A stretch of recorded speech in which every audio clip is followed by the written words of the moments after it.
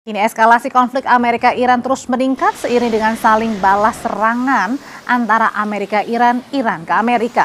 Selengkapnya kita bahas bersama peneliti Asia Middle East Center Pizarro Gozali dan dosen ilmu politik Universitas Udayana Evata Filomeno Borromeo Duarte. Selamat sore Bapak-Bapak semuanya, Mas Pizarro, Mas Evata. Sore Mbak Audrey. Selamat sore. Saya mau ke Mas Pizarro dulu. Mas Pizarro, ini kan radar, kemudian sistem komunikasi hingga konsulat Amerika jadi sasarannya Iran. Sebenarnya bagaimana sih sekarang Iran memetakan serangannya ke Amerika kali ini? Ya, pertama kalau kita lihat ini memang tidak lepas dari semakin buntunya negosiasi perdamaian ya, pasca Amerika Serikat melakukan serangan kepada Iran di tengah pemakaman Khamenei. Cuma kalau kita lihat ya Mbak Audrey ya, pola serangan dari Iran saya lihat itu agak monoton seperti itu. Dia melakukan serangan kepada Bahrain, kepada Kuwait dan Yordan yang sebenarnya itu lokasi yang sama yang udah pernah diserang berkali-kali seperti itu. Itu kenapa kemudian Amerika Serikat sangat yakin untuk terus melakukan bombardir. Dan kalau kita lihat pola Amerika itu kan dia bombardir itu wilayah-wilayah strategis itu. Wilayah Selat Hormuz gitu ya, atau wilayah-wilayah maritim, pelabuhan yang strategis. Dan ini yang kemudian kenapa saya lihat Amerika Serikat Donald Trump masih sangat percaya diri untuk melakukan serangan yang sangat membabi buta kepada wilayah Iran gitu. Dan ini menurut saya pola serangan dari Iran ini sudah sedikit agak terbaca dari Amerika Serikat ya. Dan bahkan kalau kita lihat itu lebih mudah agak ditangkis oleh Amerika Serikat. Tentu serangan ke beberapa fasilitas Amerika di Bahrain, di Kuwait itu kan udah pasti dipasang sistem ini ya, sistem early warning-nya dari Amerika Serikat gitu. Jadi ini menurut saya masih sekedar jual beli serangan, dan kemudian memang kalau kita lihat tampaknya Amerika Serikat sedang bersiap untuk melakukan serangan yang lebih besar kepada wilayah Iran karena dia menargetkan untuk mengambil alih Selat Hormuz ya, tidak lagi kemudian di tangan Iran. Mereka mencoba untuk melakukan kerjasama nanti dengan mungkin saja dengan Israel ya, untuk kemudian Iran benar-benar melepas Selat Hormuz. Tapi tentu ini tidak mudah karena Iran kan pasti dia akan melakukan segala macam cara untuk tetap mempertahankan Selat Hormuz. Apalagi kan kalau kayak Galibaf ya udah mengatakan kami akan mencabut diri dari MOU karena selama Amerika Serikat terus melakukan pelanggaran MOU yang ada di sana gitu. Jadi menurut saya memang sekarang kembali kepada titik nol Mbak Audrey, sebelum 28 Februari. Ini sebenarnya balik lagi dengan eskalasi yang terjadi sekarang ini, apakah kembali sebenarnya Amerika menginginkan Iran untuk kembali ke meja perundingan?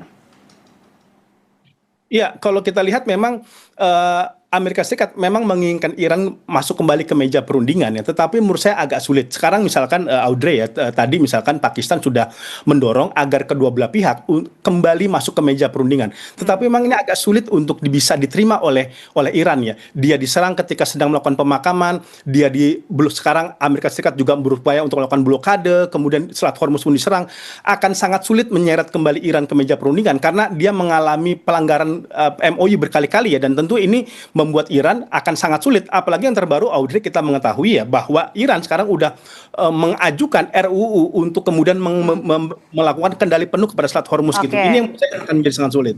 Kalau gitu pertanyaan selanjutnya Mas Evata, apakah dengan yang tadi Mas Pizarro bilang ini kembali ke nol lagi nih? Sekarang pertanyaannya, apakah eskalasi konflik antara Amerika dan juga Iran akan mencapai pada puncaknya? Usai jeda tetap bersama kami di Kompas Petang, kami akan segera kembali.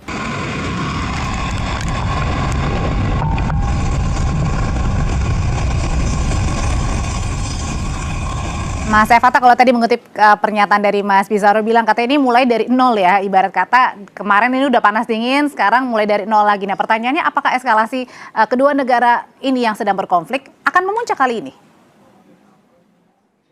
Ya, yang menarik adalah Donald Trump menyampaikan bahwa sudah ada standar baru ya terkait dengan pelayaran di Selat Hormuz. Kita tahu bahwa statement Donald Trump ini memang selalu memicu kontroversi ya, kan, tetapi ini menjadi satu poin yang cukup menarik bahwa nanti ke depannya akan ada peningkatan ya masalah keamanan gitu untuk melintasi Selat Hormuz itu sekitar 20% gitu. Nanti akan dipajaki oleh Amerika Serikat. Nah, kita lihat juga bahwa sebenarnya sudah ada rute yang mau dibangun ya, itu melewati wilayah selatan Oman ya. Tetapi dalam kenyataannya hal tersebut yang membuat Iran juga meradang. Nah, maka dalam kondisi-kondisi yang cukup pelik seperti ini perlu kita lihat itu. Sebenarnya Amerika Serikat ini juga memiliki banyak faksi ya untuk melihat bagaimana kondisi Iran. Faksi dari Donald Trump sendiri ya, faksi dari direktur CIA, terus faksi dari Witkoff ya, terus faksi dari Z-Defense, ini semua berbeda-beda dalam memandang Iran. Maka dari itu mungkin dalam kondisi-kondisi demikian serangan ini adalah serangan yang memang disengaja Karena bagaimanapun juga ketika ada serangan yang cukup memuncak ya, yang dilakukan dengan mencapai ratusan titik dalam beberapa hari ini, menjadi bukti tanda bahwa kedua belah pihak memang menjaga eskalasi ini tetap tegang begitu. Kita tidak bisa juga Tujuannya untuk apa, bahwa Mas, ketika mengubah eskalasi ini tetap tegang begitu, tidak kemudian cooling down lagi?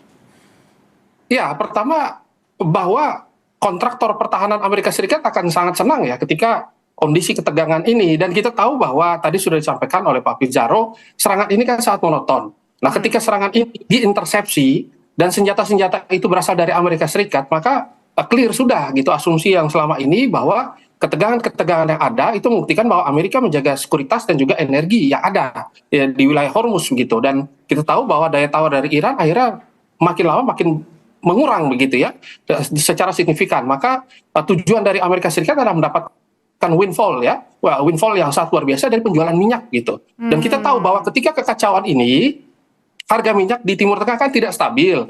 Nah, di sanalah kesempatan Amerika untuk menjual minyak jauh lebih murah. Dengan harga, berarti ini permainan perang harga juga ya, Mas ya?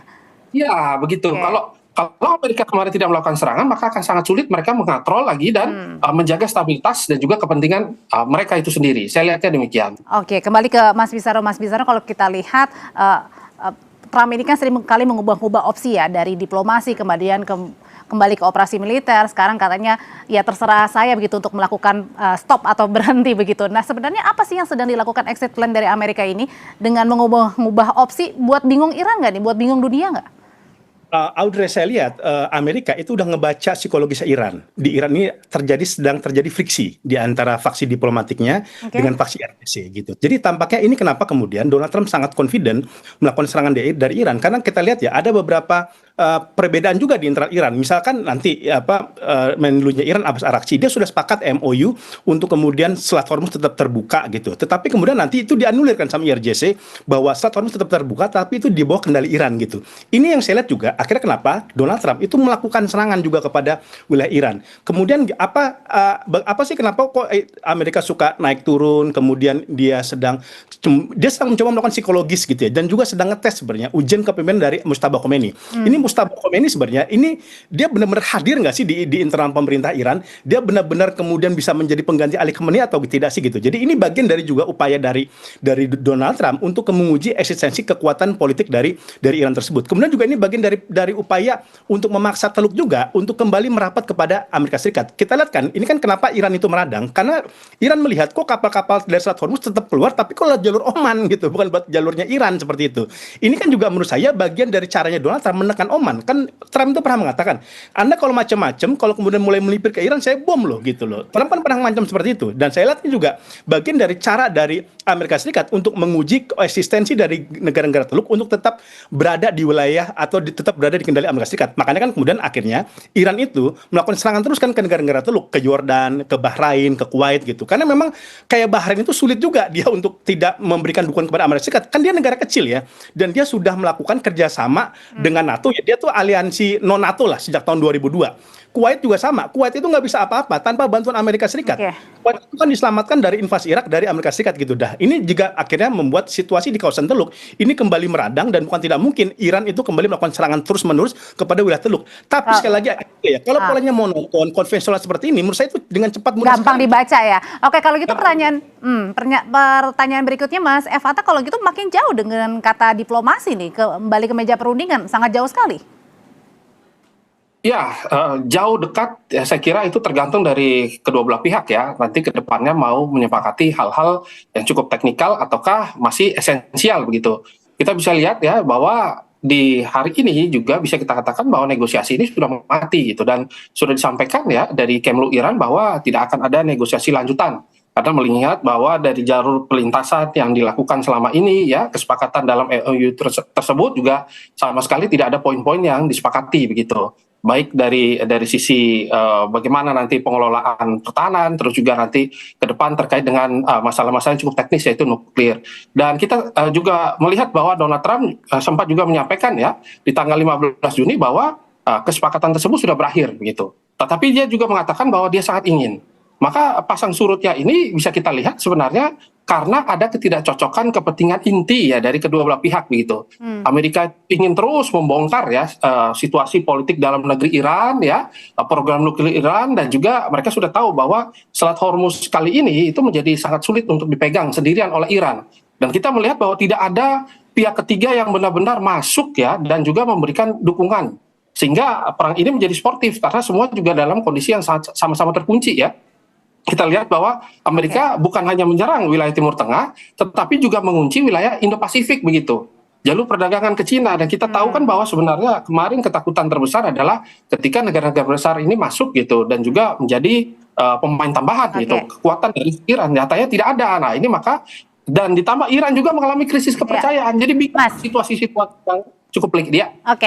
Mas Evata, ini kan kalau sekarang ini kan Israel nampaknya mencoba kembali ikut begitu ya, ikut meramaikan lah permasalahan yang ada dengan cara merekrut Ahmadinejad. Nah, tapi kemudian juga Ahmadinejad ini muncul bersama dengan petinggi IRGC. Sebenarnya sedang dibaca situasinya sedang apa yang saat ini sedang dilakukan Israel dan Iran di sini?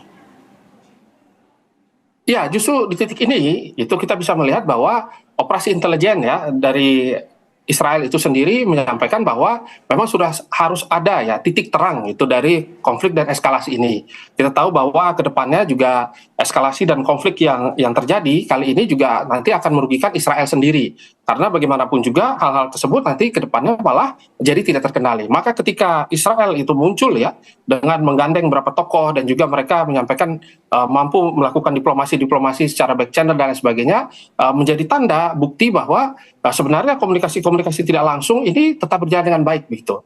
Dan hal tersebutlah yang nanti mau ditunjukkan kepada dunia, bisa saja akan ada pengumuman bagaimana nanti ke depannya terkait dengan masalah-masalah yang tidak selesai ini. Dan masalah-masalah yang tidak selesai ini nanti ke depannya akan menjadi satu poin ya yang akan dipegang oleh seluruh pihak. Salah satunya adalah upaya untuk menyelesaikan konflik. Dan kita tahu bahwa serangan-serangan kali ini ya itu juga tidak lepas karena dorongan kuat dari Israel itu sendiri. Dan Israel tahu bahwa titik batasnya itu haruslah menggandeng politisi-politisi dan juga mereka harus menyampaikan secara gamblang ya kepada dunia bahwa sebenarnya semua pihak juga sudah berada pada titik emas ya, bahwa kita tahu bahwa ending ujung ini adalah saat di mana harus ada yang kalah begitu. Dan inilah yang sebenarnya ingin mau disampaikan ya. Tampaknya demikian. Kalau gitu dengan endingnya yang pengen menginginkan semuanya menang atau ada yang ingin menunjukkan siapa yang kalah, pertanyaannya sampai kapan ini Mas Evata? Mas Pizarro maksud saya. Ya, menurut saya sekarang kita udah nggak bisa lagi berpatok pada MO yang dibikin di Pakistan. Karena kedua belah pihak tampaknya udah nggak mempercayai itu. Ada jalan tengah, Audrey, menurut saya, untuk bisa menengahi masalah ini semua agar kedua belah pihak merasa menang gitu.